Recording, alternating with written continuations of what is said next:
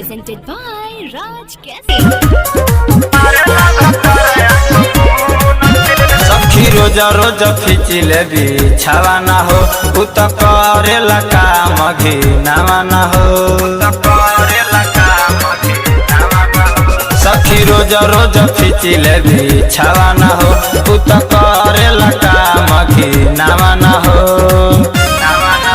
हमारे आगे वाला धक बैलू नके मजा मारेला भतारया कमून के। हमारे आगे वाला धक बैलू नके मजा मारेला भतारया कमून के।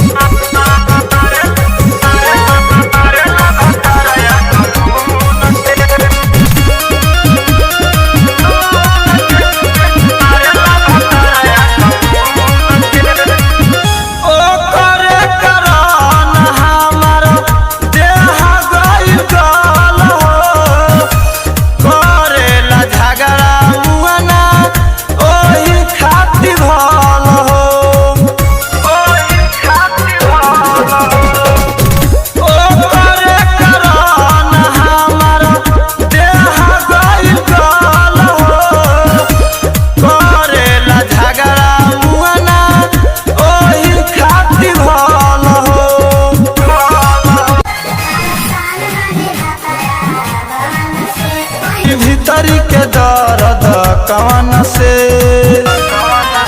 चुस गइल बा पूरा खून के। सखी मारेला भतारया कमून के। धके आगे वाला धुन गई लून के। सखी मारेला भतारया कमून के।